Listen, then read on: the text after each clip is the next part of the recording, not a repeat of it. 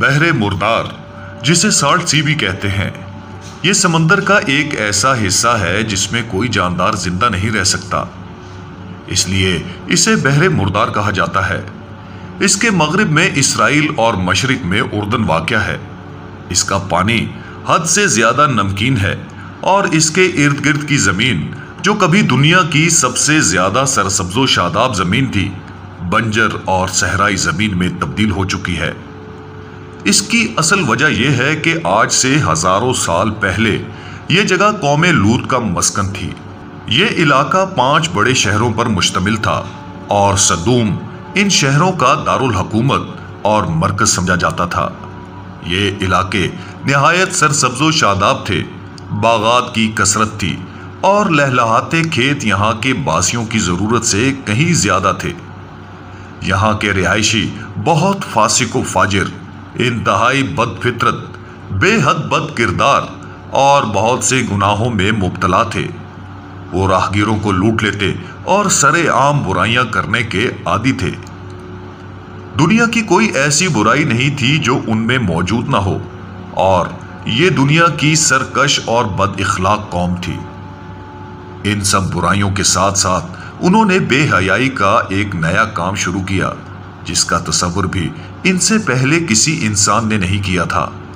چونکہ قوم لوط کی بستی میں بہت خوشحالی تھی تو بہت سے لوگ مہمان بن کر ان آبادیوں میں آیا کرتے تھے۔ شہر کے لوگوں کو مہمان نوازی کرنی پڑتی اور یہ بات ان لوگوں کو بالکل بھی پسند نہ تھی۔ ان کے خیال میں ان کی بستیوں کے پھلوں، اناج اور سبزیوں پر صرف انہی کا حق ہے۔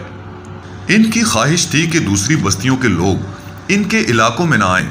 یہ لوگ مہمانوں کی آمد سے بہت تنگ آ چکے تھے، مگر انہیں مہمانوں کو روکنے کی کوئی صورت نظر نہیں آ رہی تھی۔ ایک دن بستی کے لوگ باہر سے آنے والوں کو روکنے کے طریقے پر غور کر رہے تھے کہ ابلیس ایک بوڑھے کی شکل میں آیا اور لوگوں سے کہا، اگر تم ان لوگوں سے پیچھا چھڑانا چاہتے ہو تو میرے کہنے پر عمل کرو، اور جب بھی کوئی مہمان تمہاری بستی میں آئے تو تم زبردستی اس کے ساتھ بدفعلی کرو۔ دوسرے دن ابلیس خود ایک نوجوان لڑکے کے بھیس میں آیا اور ان لوگوں سے بدفعلی کروائی۔ اس طرح وہ اس بدکاری میں مبتلا ہو گئے۔ وہ کھلم کھلا یہ فعل کرتے اور پھر اس پر خوش بھی ہوتے۔ تو اس وقت اللہ نے سیدنا لوط علیہ السلام کو نبی بنا کر اس قوم کی اصلاح کے لیے بھیجا۔ آپ علیہ السلام سیدنا ابراہیم علیہ السلام کے بھتیجے ہیں۔ سیدنا لوط نے قوم کو اللہ تعالیٰ کی عبادت کرنے اور اس حرام فعل کو ترک کرنے کی دعوت دی اور سمجھایا کہ یہ برائی ہے۔ اللہ تعالیٰ کا ارشاد ہے، کیا تم اپنی نفسانی خواہش پوری کرنے کے لیے عورتوں کو چھوڑ کر مردوں کے پاس جاتے ہو؟ تم تو جاہل لوگ ہو۔ قوم پر لوط علیہ السلام کے وعظ کا کوئی اثر نہ ہوا۔ کسی نے بھی ان کی بات نہ مانی اور نہ ہی ان پر ایمان لایا، بلکہ وہ مزید ہٹ درمی کے ساتھ فخریہ انداز میں یہ کام کرنے لگے۔ انہیں سیدنا لوط علیہ السلام کا سمجھانا برا لگتا، لہٰذا انہوں نے سیدنا لوط علیہ السلام کو بستی سے نکال دینے کا ارادہ کیا اور دعوت و تبلیغ کے بدلے میں یہ جواب دیا، اے لوط، اگر تم باز نہ آئے تو ضرور بدر کیے جانے والوں میں سے ہو جاؤ گے۔ سیدنا لوط علیہ السلام اس بات پر مایوس ہونے کے بجائے قوم کو راہ راست پر لانے کی کوشش میں مصروف رہے، لیکن اس قوم نے خود ہی عذاب کا مطالبہ کر دیا اور کہنے لگے، اگر تم سچے ہو تو ہم پر اللہ کا عذاب لے آؤ۔ قوم کے اس مطالبے کے بعد سیدنا لوط علیہ السلام کو یقین ہو گیا کہ اب یہ راہ راست پر آنے والے نہیں، تو انہوں نے اللہ سے دعا کی، اے میرے رب، ان فساد برپا کرنے والی قوم کے مقابلے میں میری مدد فرما۔ اللہ تعالیٰ نے لوط علیہ السلام کی دعا کو قبول فرمایا اور فرشتوں کے ذریعے آپ کی مدد فرمائی۔ یہ فرشتے پہلے سیدنا ابراہیم علیہ السلام کے پاس آئے اور انہیں ایک دانش مند بیٹے کی بشارت سنائی۔ سیدنا ابراہیم علیہ السلام نے فرمایا، اللہ کے بھیجے ہوئے فرشتوں، تمہارا اس کے علاوہ اور کیا مقصد ہے؟ وہ کہنے لگے، ہم گناہ گار قوم کی طرف بھیجے گئے ہیں تاکہ ان کو ہلاک کر دیں۔ دراصل سیدنا ابراہیم علیہ السلام فکر مند تھے کہ دراصل وہاں سیدنا لوط علیہ السلام بھی تو ہیں۔ فرشتوں نے ان کی فکر مندی اس بات سے ختم کی کہ ہم ان کو اور ان کے گھروں کو بچا لیں گے سوائے ان کی بیویوں کے کہ وہ پیچھے رہنے والوں میں ہوں گی۔ فرشتے سیدنا ابراہیم علیہ السلام سے رخصت ہوئے اور سورج غروب ہونے کے قریب سدوم پہنچے۔ فرشتوں نے سیدنا لوط علیہ السلام سے مہمان بننے کی اجازت مانگی۔ سیدنا لوط علیہ السلام نے سوچا کہ اگر میں نے انہیں اپنے پاس نہ ٹھہرایا تو کوئی دوسرا انہیں اپنا مہمان بنا لے گا۔ مفسرین لکھتے ہیں کہ یہ فرشتے سیدنا جبرائیل علیہ السلام، میکائیل علیہ السلام اور اسرافیل علیہ السلام تھے۔ سیدنا لوط علیہ السلام کی بیوی قوم سے ملی ہوئی تھی۔ اس نے نوجوان لڑکوں کی گھر میں موجودگی کا راز فاش کر دیا۔ یہ سن کر بستی والے دوڑے ہوئے سیدنا لوط علیہ السلام کے گھر پہنچے۔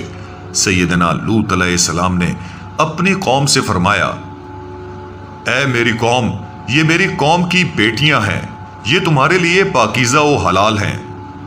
اللہ سے ڈرو اور مجھے میرے مہمانوں کے بارے میں رسوا نہ کرو۔ کیا تم میں کوئی بھی نیک سیرت آدمی نہیں؟ یہ سن کر وہ لوگ بولے، تم اچھی طرح جانتے ہو ہمیں تمہاری بیٹیوں سے کوئی غرض نہیں ہے، اور جو ہماری اصل چاہت ہے اس سے تم بخوبی واقف ہو۔ اس کے بعد لوگ گھر کی طرف دوڑتے ہوئے آئے۔ سیدنا لوط علیہ السلام نے گھر کے دروازے بند کر لیے۔ لوگوں نے گھر کا گھیراؤ کر لیا اور ان میں سے کچھ تو گھر کی دیوار پر بھی چڑھنے لگے۔ فرشتے یہ سب منظر دیکھ رہے تھے۔ پھر فرشتوں نے حقیقت سے پردہ اٹھاتے ہوئے فرمایا، اے لوط، ہم آپ کے رب کے بھیجے ہوئے ہیں، یہ لوگ تم تک ہرگز نہ پہنچ سکیں گے۔ آپ اپنے گھر والوں کو رات کے کسی حصہ میں لے کر نکل جائیں اور کوئی بھی مڑ کر پیچھے نہ دیکھے۔ ہاں، اپنی بیوی کو ساتھ مت لینا، یقیناً اسے بھی وہی عذاب پہنچنے والا ہے جو انہیں پہنچے گا۔ بے شک ان کے عذاب کا مقررہ وقت صبح کا ہے۔ سیدنا لوط علیہ السلام حقیقت جان کر مطمئن ہو گئے اور اپنے اہل خانہ کے ساتھ رات ہی کو نکل گئے۔ قوم لوط سیدنا لوط علیہ السلام کے گھر کا دروازہ توڑنے پر بضد تھی تو سیدنا جبرائیل علیہ السلام نے اپنے پر کا ایک کونا انہیں مارا، جس سے وہ اندھے ہو گئے۔ یہ خاص عذاب ان لوگوں کو پہنچا جو سیدنا لوط علیہ السلام کی طرف بدنیتی سے گئے تھے۔ صبح عام عذاب میں پوری قوم تباہ ہو گئی۔ قرآن پاک میں ارشاد ہے، ان لوگوں نے لوط علیہ السلام سے ان کے مہمانوں کو چھین لینے کا ارادہ کیا تو ہم نے ان کی آنکھیں اندھی کر دی۔ اب میرے عذاب اور ڈرانے کا مزہ چکھو۔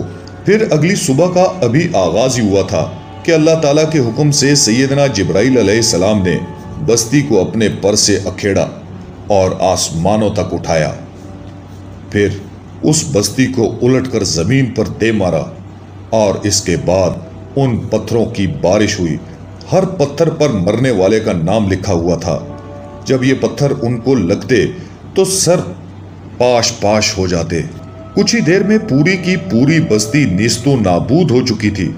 اللہ تعالیٰ نے قرآن پاک میں فرمایا، پھر جب ہمارا حکم پہنچا تو ہم نے وہ بستیاں الٹ دی اور اس زمین پر کنکر کے پتھر برسانا شروع کیے جو لگاتار گر رہے تھے۔ قوم لوط کی ان خوبصورت بستیوں کو اللہ تعالیٰ نے ایک انتہائی بدبودار اور سیاہ جھیل میں تبدیل کر دیا، جس سے رہتی دنیا تک کوئی فائدہ نہیں اٹھایا جا سکتا۔ دنیا کی 5 حسین ترین بستیوں میں آباد قوم لوط کو اللہ تعالیٰ نے نیست و نابود فرما کر دنیا کے لیے عبرت کا نشان اور عقل و شعور رکھنے والوں کے لیے نصیحت بنا دیا۔ کچھ سال پہلے بحیرہ مردار کے ساحل پر قوم لوط کی بستیوں کے بعض تباہ شدہ آثار ظاہر ہوئے، جبکہ اللہ تعالیٰ نے 1400 سال پہلے قرآن کریم میں فرما دیا تھا کہ ہم نے اس بستی کو ایک واضح نشانی کے طور پر عقل والوں کے لیے برقرار رکھا۔ اس قبیح عمل کے بدولت اللہ نے ایک قوم کو مکمل طور پر تباہ فرما دیا جو آج تک ہمارے لیے عبرت کا نشان ہے۔ اللہ سبحانہ و تعالی ہمیں گناہوں سے محفوظ فرمائے، آمین۔